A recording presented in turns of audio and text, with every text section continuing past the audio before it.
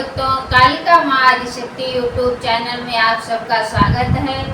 राधे श्याम रामायण में रावण वध की कथा का आज तीसरा भाग सुनाएंगे।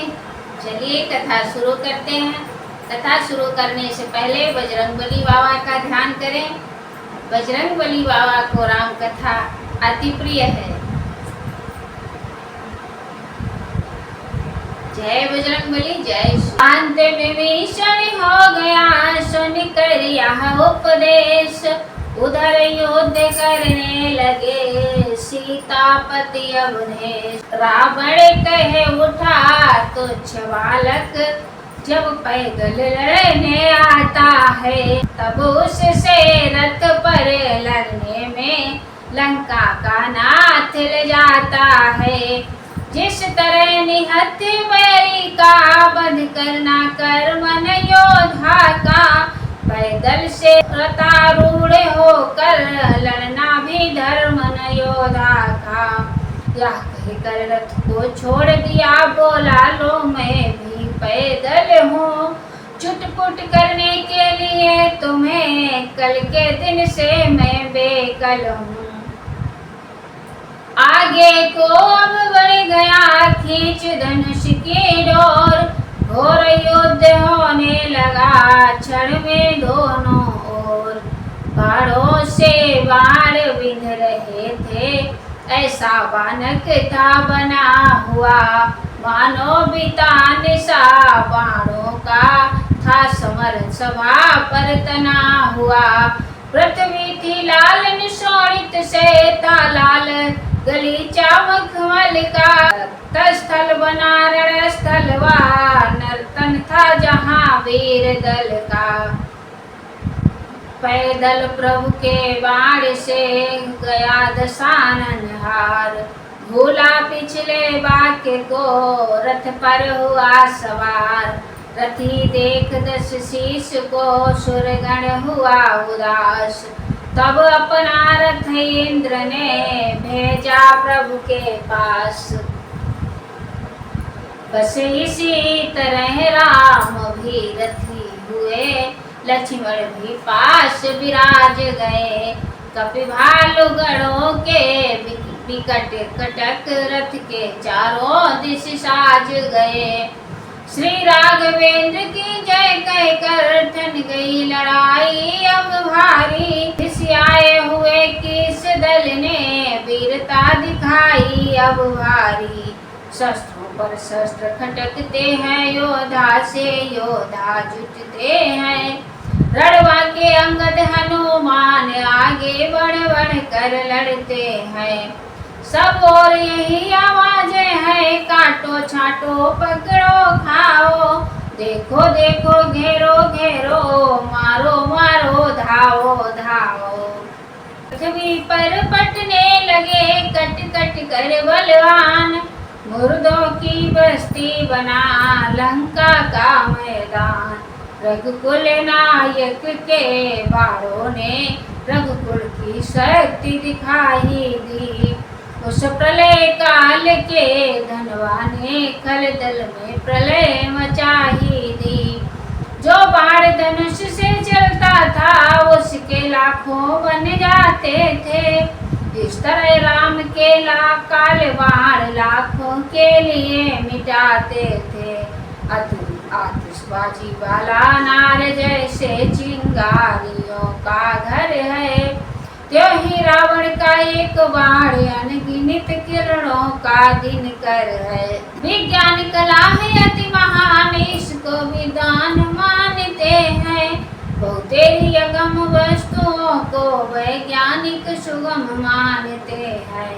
अब भी नित नए नए देखो करता है आविष्कार जगत, पर उस त्रेता वाले युग में था वैज्ञानिक भंडार जगत। इतना ही नहीं कि एक तीर लाखों के प्राण मिटाता था, कहते तो यहाँ है वही तीर तरकश में फिर आ जाता था।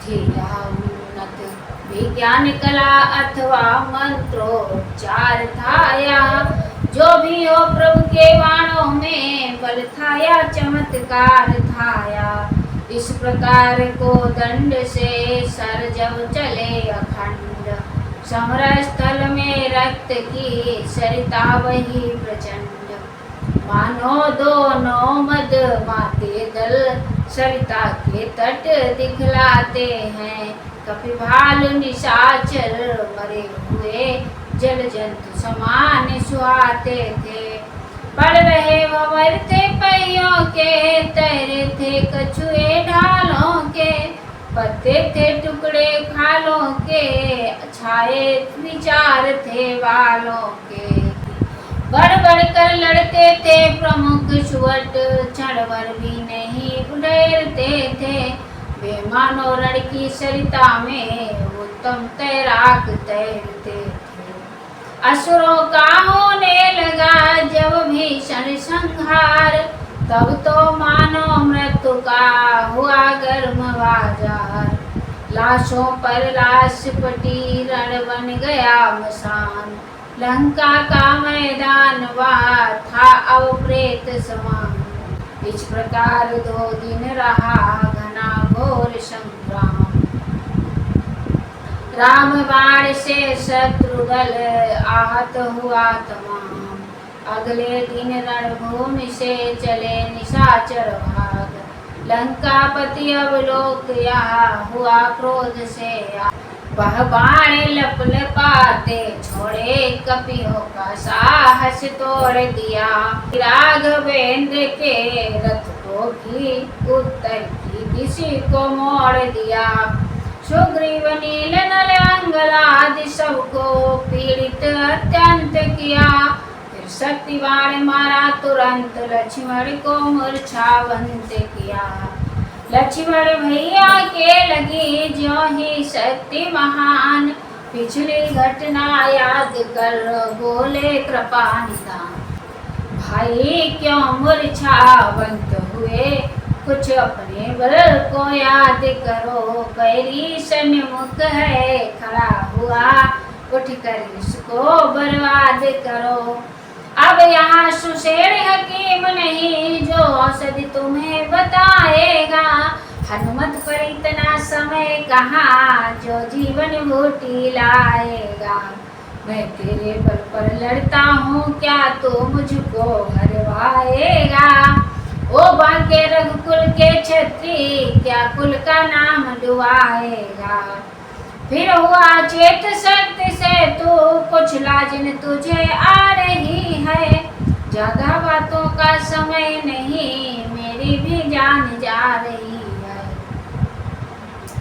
मझधारा के चक्कर में ला क्यों डुबा रहे नैया लक्ष्मण, हो तुम्हें लोहू रघुकुल का तो उठ बैठो भैया लक्ष्मण, जीवन में अपने कुछ अनीति मैंने न एक क्षण भी की हो, तो शक्ति बाण तो निष्फल हो सब पीड़ा दूर यति की हो, प्रभु के पावन हृदय से जब निकले यह बैन, राम राम कह लखन ने खोले अपने नैन, जगते ही सौमित्र ने मांगा निज को दंड, फिर निहार लंकेश को छोड़ा बाण प्रचंड, सर था या बिजली का पौधा रण में प्रकाश कर छूट गया, घोड़ों समेत रथ बान मरा रथ लंकेश्वर का टूट गया,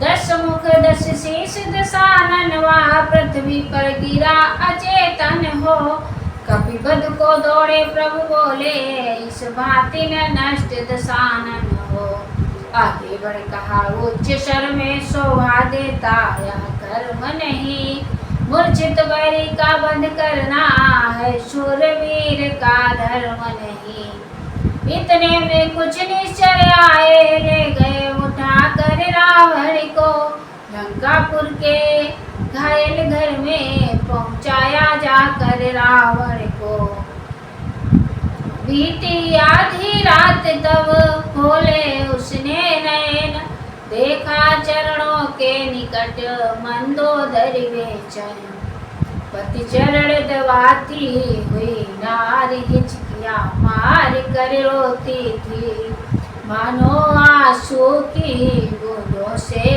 रोगी की मूर्छा खोती थी। जो रावण की आंख खुली दिन की बातें आई सर में, क्या है मैं कहाँ आ गया हूँ या पूछा धीमे से स्वर में। फूट फूट रोने लगे अब अबला के नयन, पति चरणों में टेक सिर बोली ऐसे